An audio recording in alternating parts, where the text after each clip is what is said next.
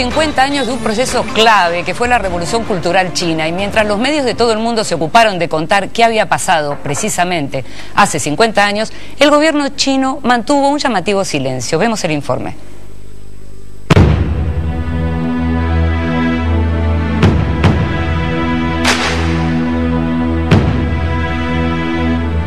Con sustantivas críticas y crónicas en general condenatorias del proceso político que inició Mao Zedong en China en 1966, el periodismo chino y el internacional dieron cuenta del aniversario de los 50 años de la denominada Gran Revolución Cultural Proletaria.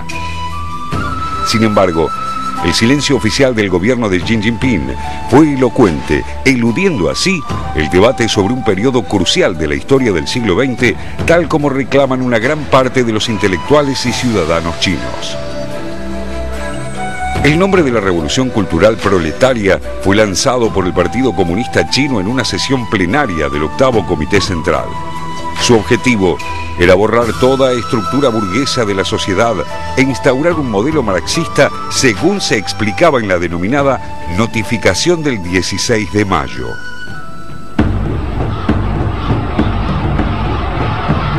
El 1 de octubre de 1949, Mao Zedong proclamó la República Popular China. Durante su liderazgo, que ejerció desde la presidencia del Comité Central del Partido Comunista Chino y que se extendió hasta su muerte en 1976, proliferaron intensas campañas ideológicas tendientes a instaurar el marxismo-leninismo y mantener la pureza ideológica, aunque con matices basados en las peculiaridades de la sociedad china. En esta búsqueda, Mao y su entorno otorgaron un papel central al campesinado por sobre el proletariado y los intelectuales. En 1966, luego de las fuertes críticas internas que recibió por el fracaso del Gran Salto Adelante, un plan para modernizar e industrializar a la sociedad china que generó gigantescas hambrunas, Mao lanzó una iniciativa para recuperar poder y deshacerse de los opositores, a los que se consideraba traidores a las ideas revolucionarias. Esto desencadenó una extensa purga en el partido que se hizo extensiva a toda la sociedad. A raíz de ella, fueron perseguidos infinidad de dirigentes, intelectuales, docentes y trabajadores en general. Entre los casos más notables se encuentran el jefe del Estado Liu Shaoqi, a quien Mao veía como su gran rival, y el más moderado, Deng Xiaoping. Liu moriría en prisión en 1969. Deng pasó aquellos años en un campo de reeducación, pero años después asumiría gran protagonismo en la política china.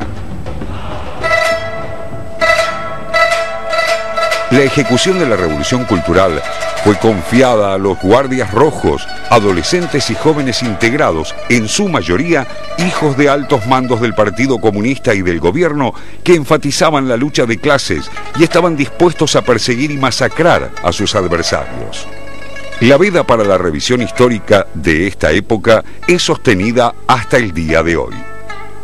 Tras 3 años de purgas que paralizaron algunos sectores clave de la vida pública china y controlando nuevamente todos los resortes del poder, Mao declaró formalmente el fin de la Revolución Cultural en 1969, durante el 9º Congreso del Partido Comunista Chino.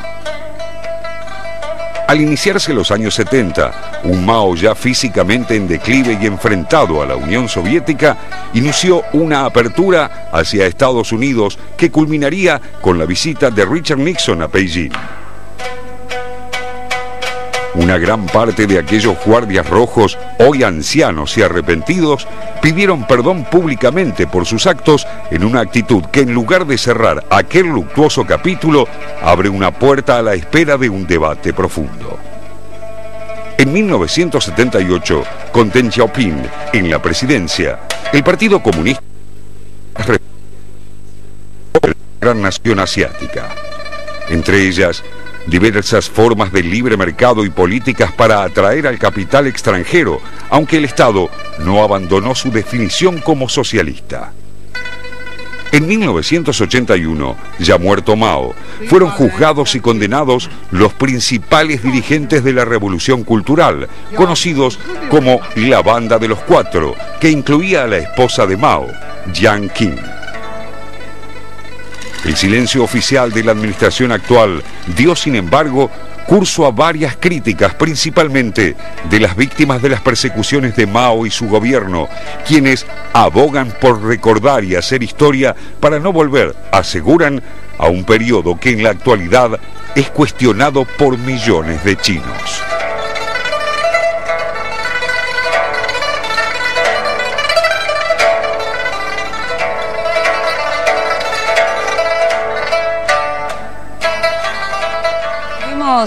Leyendo esta semana los informes, las noticias, los reportes, los que vimos los videos de este aniversario de estos 50 años de la Revolución Cultural China, vimos también que había una palabra que era la palabra temida, que era la palabra en chino Heibang.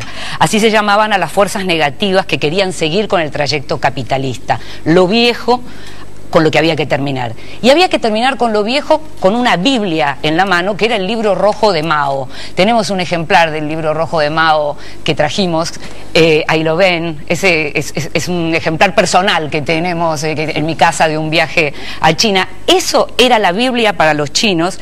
5.000 millones de copias se vendieron del libro rojo en más de 40 idiomas. Es el segundo libro impreso, después de la Biblia, con más ejemplares impresos y vendidos, digamos, sí. Una cosa como muy impresionante. Sí, las dimensiones de todo lo que ocurre en China y de todo lo que ocurría en China en el siglo XX son asombrosas, digamos, claro, ¿no? La Revolución Cultural se calcula que unos 40 millones de personas murieron como resultado del proceso. Y en el fondo de esto, para sumar un comentario breve al análisis que hacía muy bien el informe, la dificultad de aplicar el materialismo histórico marxista, pensado para sociedades industriales modernas, digamos, de final del siglo XIX, principio del siglo XX, a ex imperios agrarios, digamos, ¿no? Como el imperio ruso, milenarios o centenarios, digamos, como el imperio ruso, como el imperio chino. Cómo llevar esa concepción del materialismo histórico marxista a una sociedad que no estaba en los cánones de Mao, de Marx, cuando pensaba eso. Bueno, el resultado era la colectivización stalinista, el gran salto adelante de Mao, que fue un fracaso rotundo total, y que a su vez explica la Revolución Cultural.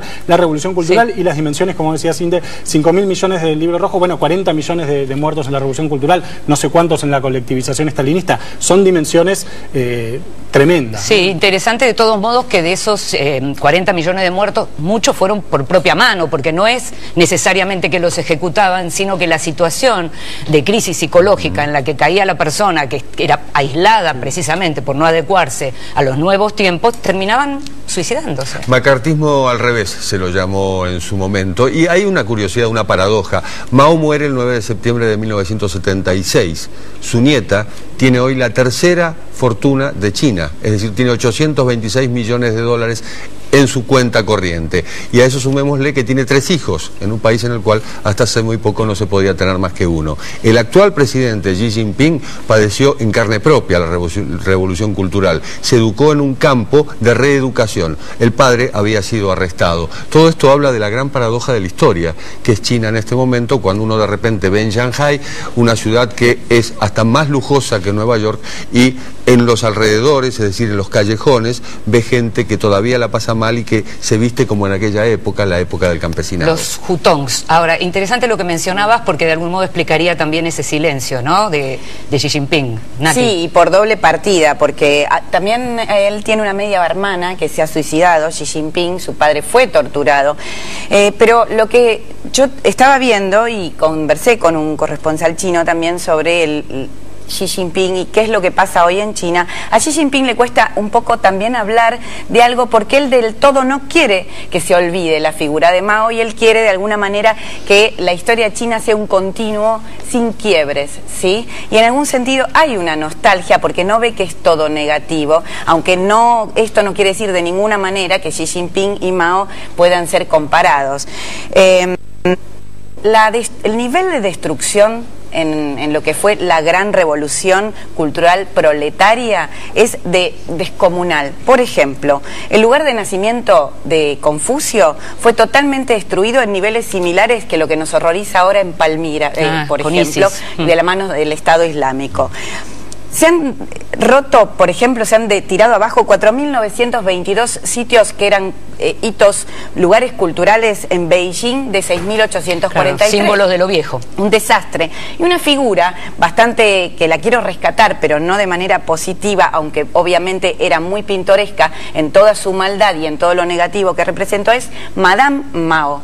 Madame Mao fue la cuarta esposa de Mao Zedong. Es una actriz, literalmente de profesión actriz, que la pasó muy mal, pero que de chiquita ya mostraba signos de rebeldía, que tuvo muchos nombres como actriz, y ella se llama Jiang Xi, es uno de sus nombres finales, y ella tuvo un control descomunal e integró la llamada pandilla de los cuatro, que terminan, a la muerte de Mao, caen en desgracia y terminan siendo juzgados, detenidos, condenados a muerte. Su pena se conmutó y termina suicidándose en 1991, ya muy viejita. Ella manejó todo el aparato de propaganda de la Revolución Cultural China y termina teniendo en sus manos todo el poder fílmico y las famosas imágenes, los pósters con las banderas proletarias y demás. Información es poder. Le dijimos que le contamos lo que pasa en el mundo, también le contamos lo que pasaba en el mundo. Y ahora nos vamos a una pausa. Todavía nos quedan 17 minutos de programa, pero claro, tenemos más información y con esto vamos a volver al regreso en Televisión Pública Noticias Internacional.